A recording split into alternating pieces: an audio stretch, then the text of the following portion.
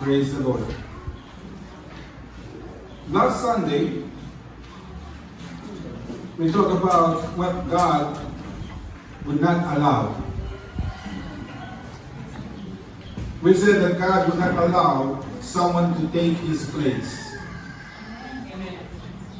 We said that God would not allow his word to fail. And we said that God would not allow arrogance to prevail. That is our God. That is our God. And today, we will continue to talk about God. This God, sorry, that we serve. The God we serve. Now,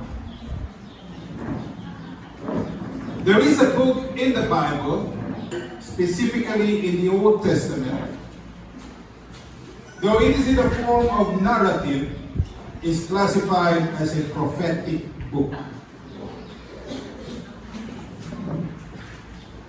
Thank you.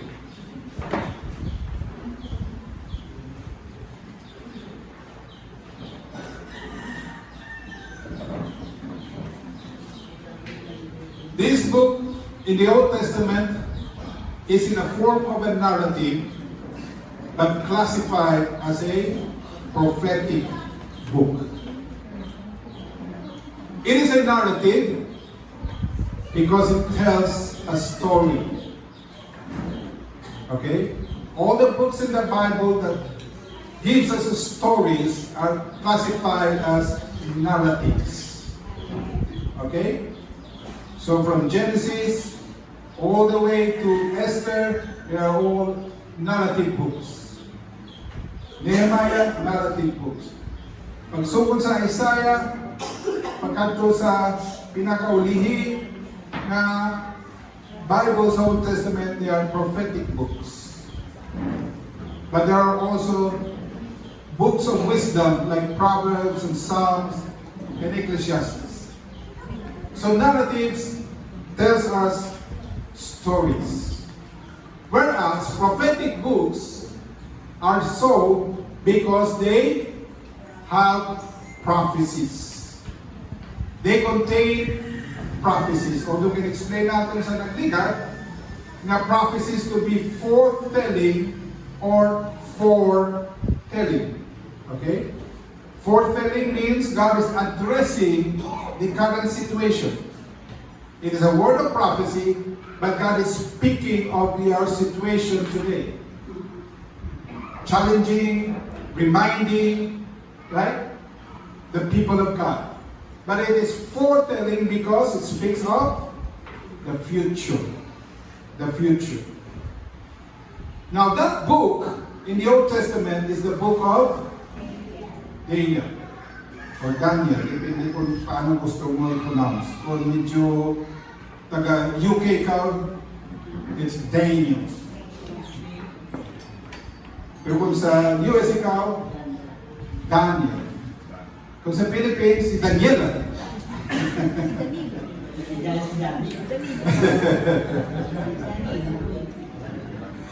Daniel.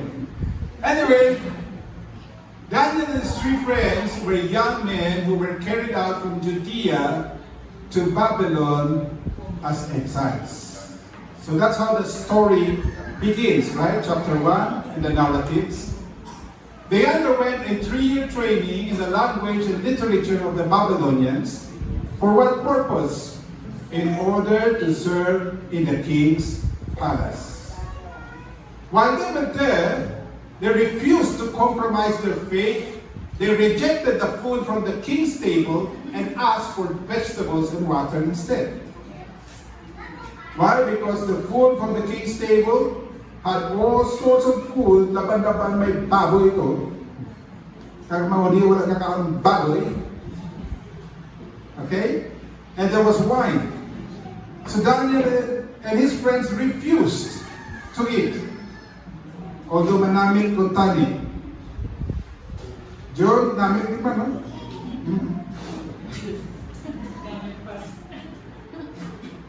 They came out better in in capacity to serve than all the others, thus they were given a better position in the kingdom.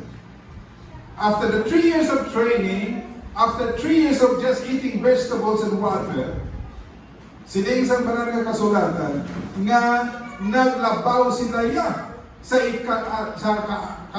kinaalam kay kasara kumpara sa ibang nakaupon nila nga nag-training na. In other words, nakuha sila exam, perfect. Cum laude. Ining mga katauhan sa Diyos. Then the king had a dream of which he asked all the wise men to reveal the dream and give its interpretation or die. Pinasahit niya si Nebuchadnezzar. Imagine iya damgo, ipapakot sa imo. Pagtabi, kung anong damgo ko. Kung mapakot mo, sugidi ko kung anong interpretation. Imagine. Galungo ulo sa mga wise men. Yung mahal na hari, naman pagkikam sa hari sa bilog kalibutan, kahagi ka nagpangayon na ipakton ang ibodam mo. No, ikaw pala. Basta. Pagtay mo akong damgo, i-interpret, otherwise, Gorgoreo. After calling upon the God of Israel, Daniel was able to reveal the dream and give its interpretation thereof. Ano sabihin ni Daniel sa kay Nebuchadnezzar? There is a God in heaven that can reveal dreams. Right? There is a God in heaven. Imo ko yung damgo mo ko yaya, maiiba naman kung paano naman na mapakot niya kay imo na yung damgo.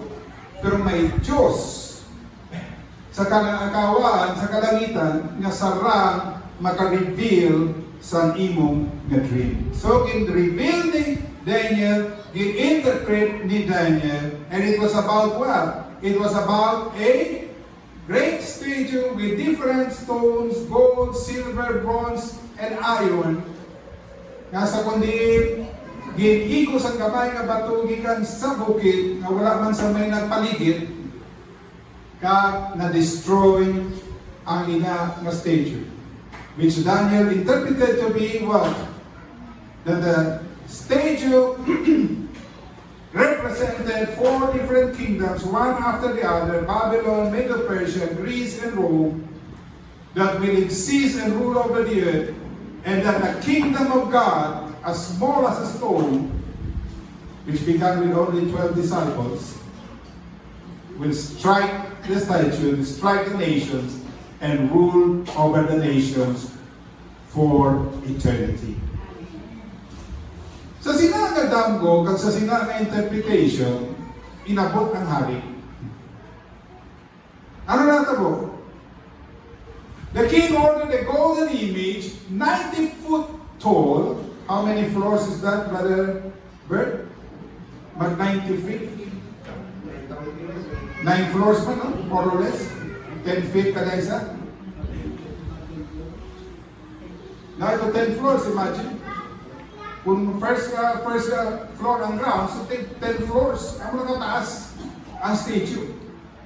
To be made and demanded that all peoples under this kingdom to bow down before it at the sound of several musical instruments. Why ba natin isla kay kalaman?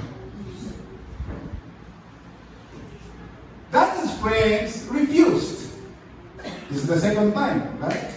The first time they refused the food from the king's table. This time they refused to bow down to that image.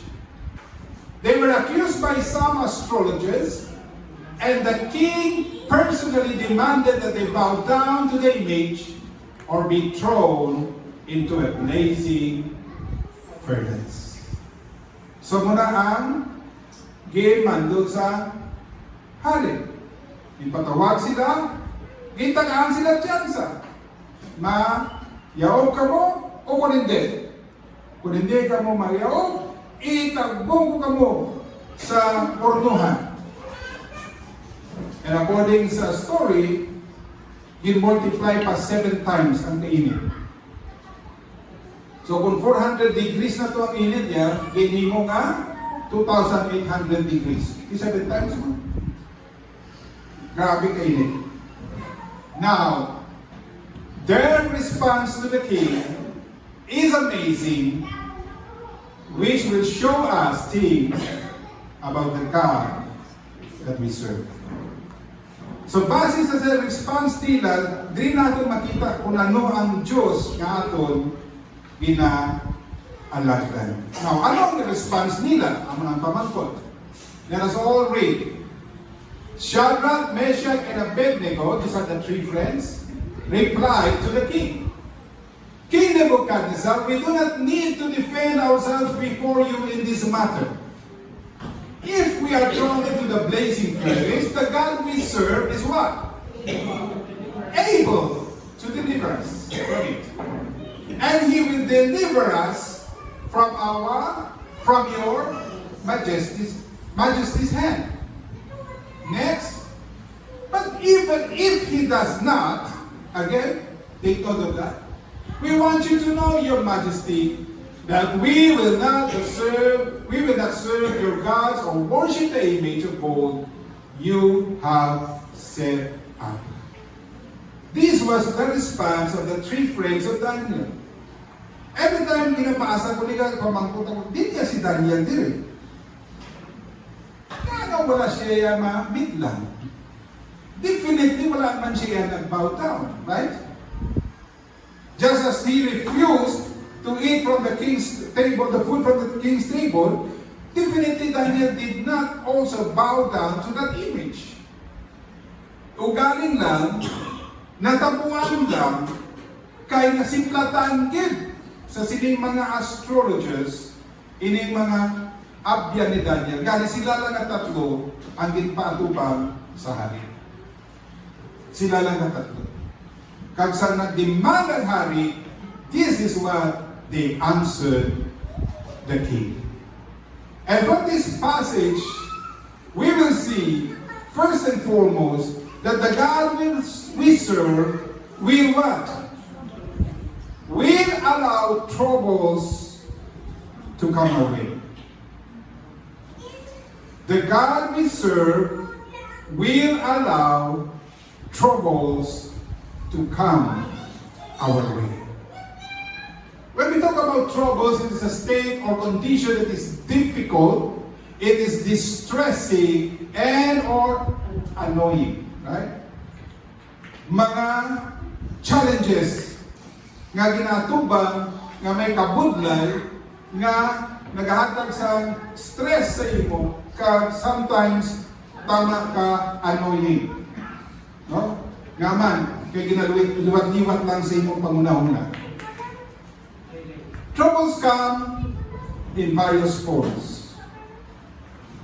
It could be physical, it could be mental, it could be spiritual, it could be relational, it could be financial, different forms, but troubles do come to us. And troubles come what? Unexpectedly. Kung diin pa nga wala ko ginapaabot, dito gina siya paabot. Hello, church.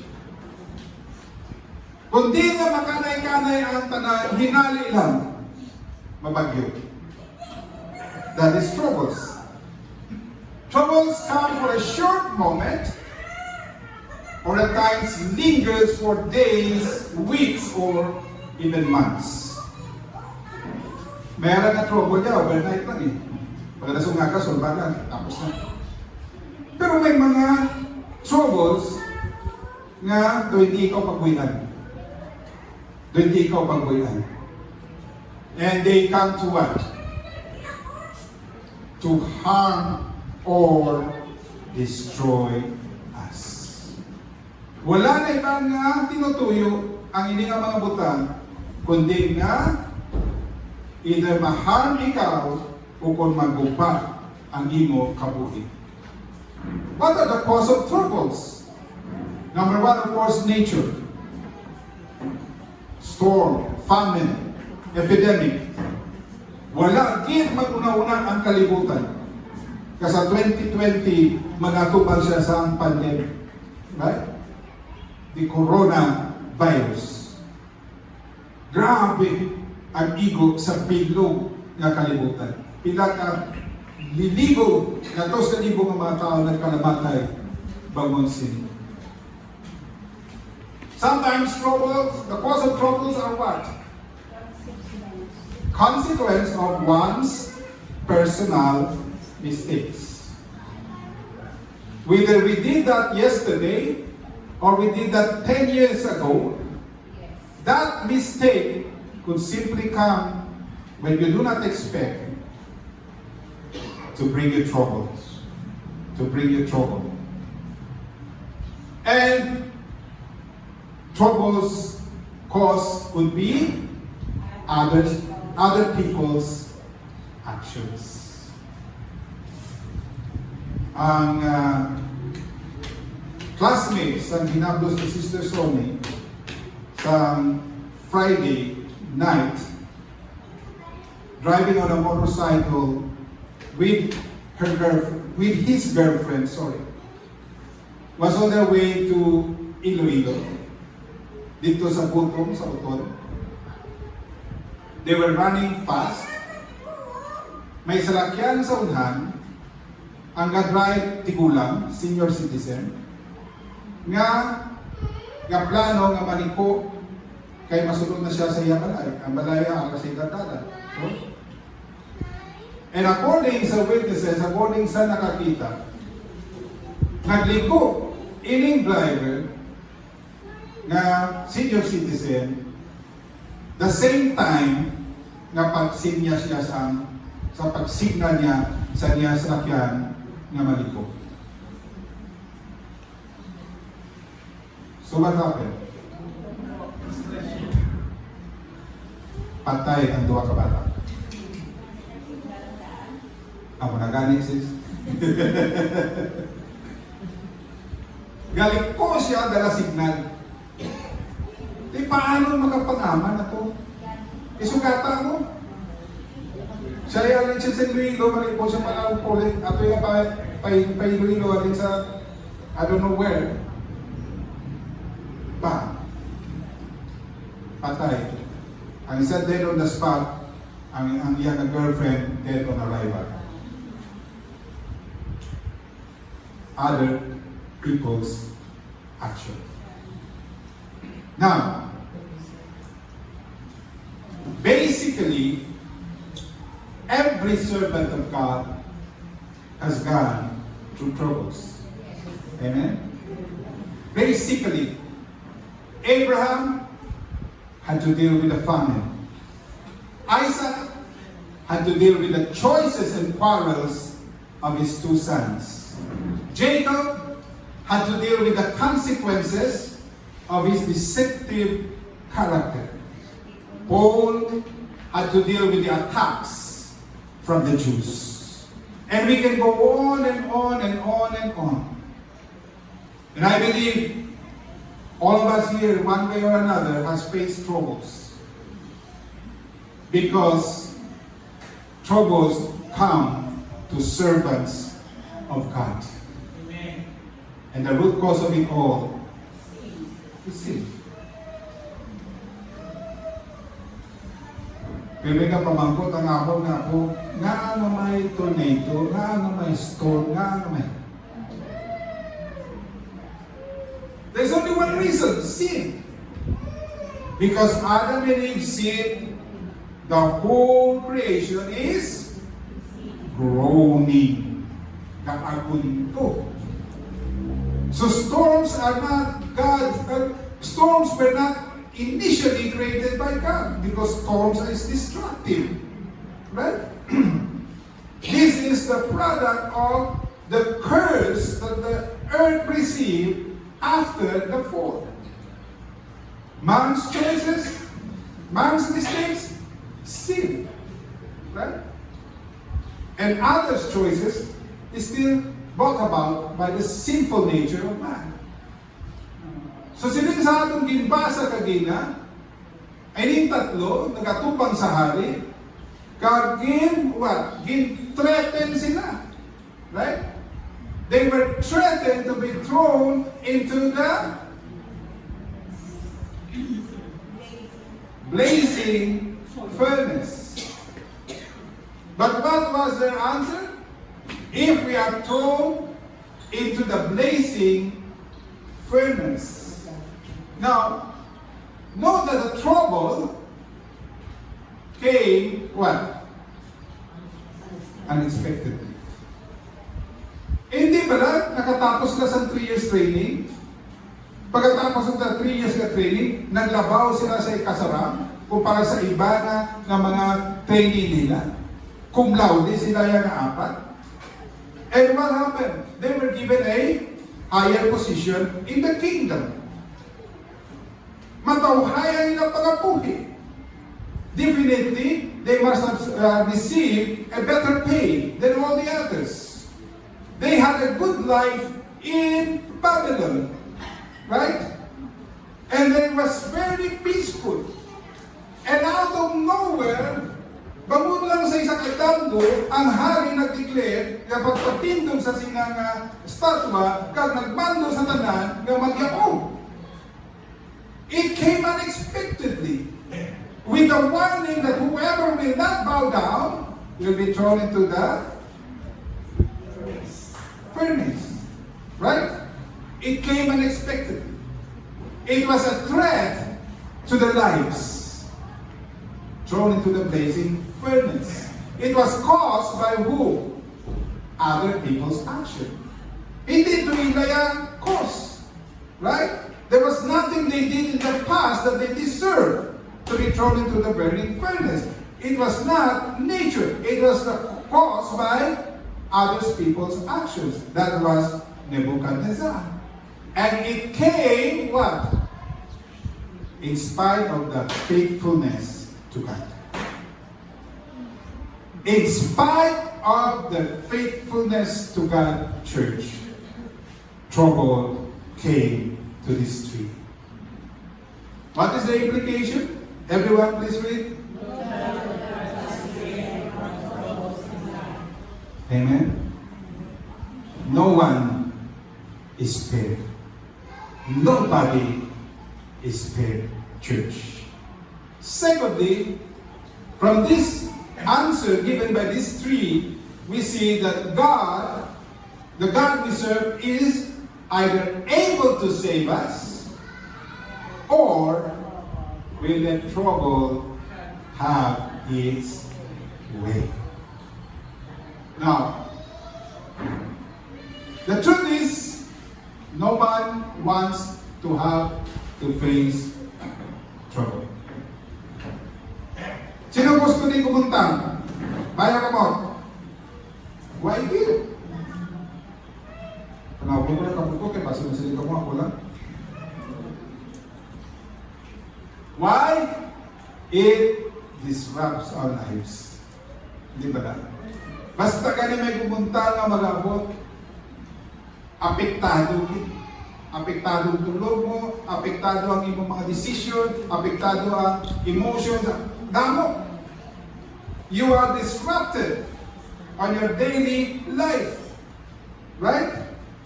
And what? The outcome is uncertain. The outcome is uncertain. I have a cousin in the US whose husband has been struggling with a disease nga naubos na mga espesyalista sa US na tugtog karon wala pa nabatan kung ano yung balatian. He has gone through all kinds of tests. Siling sa ako nga pagkaisa, niya isa na lang ka espesyalista ang amon pwede makatuan nga nagpangabay siya sa lain-lain na klase ng blood test. Kung hindi pag hindi siya hatag sa sapat, why kami kabalo ko ng problema sa akong bana. He is losing weight, though he is eating regularly. According siya, 128 pounds na lang po ang bukat sa niya na bana. troubles, the outcome is uncertain, right? When it comes, how do we respond? How do we react? Una, sana pa rin matapos man? Hindi ba lang? The moment na nagatupang kita sa pumunta ng atong dayon pamangkot, sana hindi matapos. Tani matapos na. Kasugod lang galing matapos na. Ano shortcut? But that is not always the case, right? We want it to be done or over the soonest. When it comes, what do we do? Hello, church, what do we do? We claim God's promises. Pag nagmasakit ka ni, di tayo na magarbal. By the blood of Jesus, you are healed. By the blood of the Lamb, I am healed. God will supply all my needs. Immediately we begin to claim the promises of God. When it comes, we grumble because of its weight. Kabugat, Lord, kabugat na gid, Lord, kabugat na gid. And sometimes, we simply give up. Kabay pa wala sa taga CCFC na mag-give up. Isa lang ang amin. Gusto na ng iba na plano mag-give up. At tatlo ka mo, sorry ha, wait ko ba't yan tuduan. Trouble came to Daniel's friends, right? And what was their response? Again, if we are thrown, the God that we serve is able to deliver us, right? Amen. Apa, may sukpon. Di lang sukpon yan. But even if He does not, take note, church. Ang una na sa hambal nila, ang Diyos nga amang ginalagdan, may kasarangkit nga luwason kami. Pero nagsugpon siya, pag nadula naman ang screen. Bisan pa,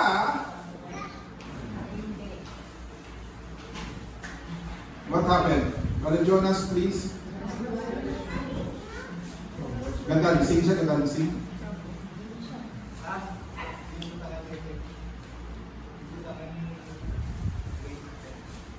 Out. Sige, bisan pa, hindi kami pagluwason. So, nung po sila sa ilang statement, they were sure to have to face the troubles. Di ba lang? If we are thrown. Busi mo, wala sila nagatalikod. Wala nila ginatalikan. Kung ihapoy mo kami, okay lang, ihapoy kami. They were sure God was able to save them. The God we serve is able to deliver us. But the last statement is, they were aware God would probably not save them. Sabi niya, but even if He does not. Hello, church. The possibility of being saved from trouble or not did not remain in the hands of Nebuchadnezzar. The possibility of being saved or not being saved did not remain in the hands of these three men. The possibility of being saved or not saved remained in the hands of God. Amen, church? Ara sa kamot sa Diyos ang decision. Ang decision. In other words, God may or may not grant your request for reasons He only knows. Last week, my former church, co-church pastor whose husband died. Na-diagnose siya, prostate cancer sa February. He passed away 2 weeks ago. Si Linya, sa nag-testimony siya sa vigil, alin sa February, hasta sa April, sunod sila sa ospital. Isa 15 dias lang, isa 30 dias sa ospital. Being a pastor herself, in-grab niya ang opportunity sa pag-minister sa mga pasyente. Share na siya sa hamon, doon wala siya yan nakat yan. No? She took the opportunity, grabbed the opportunity to share to the people that were in the hospital, that were sick, while her husband also lay sick with cancer. Kasi niya, pila ka mga nagkamasakit, ngagin pangamuyuan niya, kag nag-ayo, kag nagpuli. Ang husband niya, araw niya po sa hospital. Can you imagine, church? Here is a pastor praying for the sick, and the sick recover, and the family goes home happy, but her husband is lying down with prostate cancer, who eventually passes away.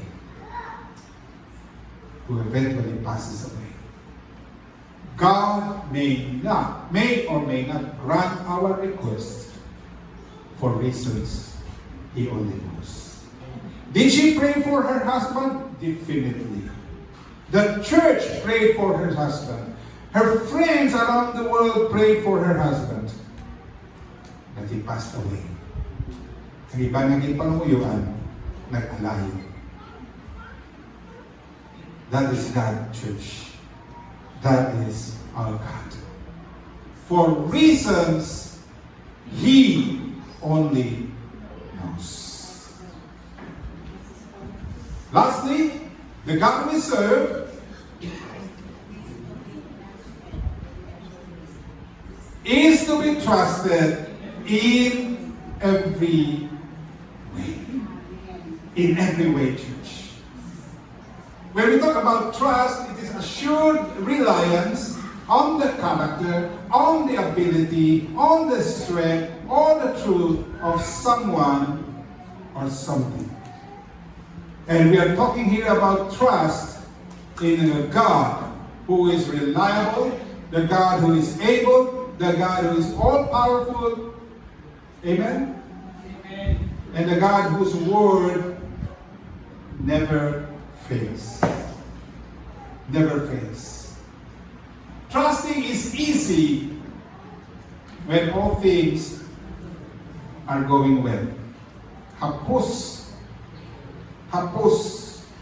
But it is made more difficult when faced with uncertainties. Abraham trusted God when asked to move from Ur to Canaan. But then what happened next? He failed to trust God again when famine drove him to Egypt. Right? Grabe ang iyang obedience and trust kay Lord, nga nagikan siya sa Ur of Chaldees, nga nagasimba sa mga Diyos-Diyos, nga nag-receive sa revelation sa sining nga Diyos, nga naghambal sa iyang bayaan niya ang iyang katawhan, ang iyang gindakuan na nasyon, kag magkadto sa isa ka lugar nga wala niya makilalan, kag wala siya kapadukundiin. Grabe ang pagtuo ni Abraham. Ang nga dito na siya, kag nagatubang siya sing famine, ano ginimo ni Abraham? Nalagyo sa famine. Wala sa bayan nga nalagyo sa famine, nagbutig pa to preserve his own life. He trusted God once, and then he failed to trust God the second time. He trusted God to give him an ear and the land of promise. That is Genesis chapter 15. Siling galing sa Diyos, siling sa Bible, this was credited to him as a righteousness. Why? Because he believed God. He trusted God. But what happened 10 years after? He failed to trust God after having waited for 10 years. Hanabalan siya ni Sarah. Yan daw hindi kita tsansa makabata nga dawa. Aral na lang ako ng Egyptians na mo. Andra na lang, pamatay. Ayun na lang, para kami aral lang ng mga nubli sa ato ng manggar kadamo. And what did he do? He followed the wife. Can you see, church? It is easy to trust when it is something that is just simple. But when things becomes complicated, doon ka budlay na mag-trust sa kay Lord. No, so did most of the other Bible characters. We can read on and on and on and on. Kag makita natin the same pattern. Sa isa kaugada, nag-trust kay Lord. Sa susunod naman na kiniyon, nagaduwa-duwa kay Lord. Nag-trust naman kay Lord. Nagaduwa-duwa naman kay Lord. Common outcome, unpleasant consequences. The moment they fail to trust God, what happens? They experience unpleasant consequences. One single reason,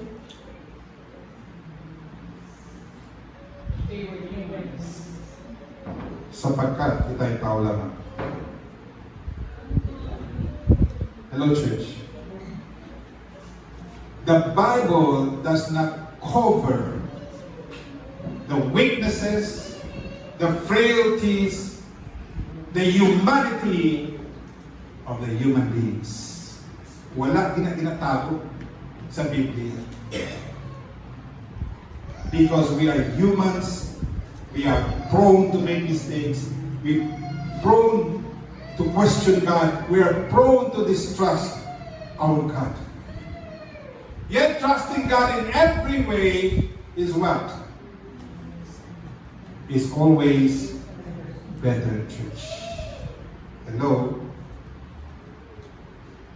Trusting God in every way is always better.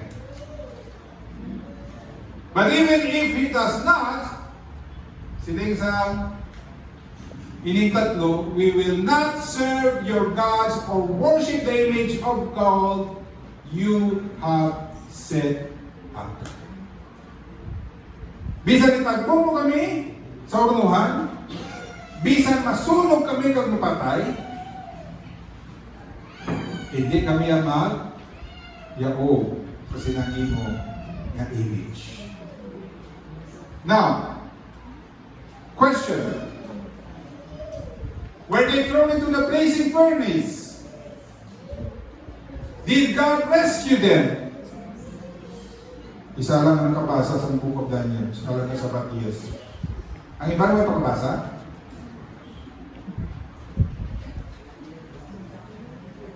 Ginawa sila, right? Tatlo sila nagwa ang hari sa pinaka-makusog ng mga sundalo niya. Gingain sila sa pinakahugot ng paggain sa mga makusog ng mga soldado. Gitagbong sila sa unuhan na multiply ang iya kainit 7 times. In fact, sinin sa Biblia, sangin haboy sila, atoya ang naghaboy, amoya ang nasunog kag napatay. Sa sobrang kainit sa unuhan, paghaboy nila, sila ang nasunog. Ano natapos sa tatlo? Wala.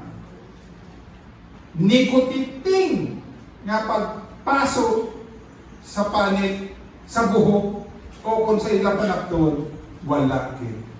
In fact, there was a fourth person in the midst of them,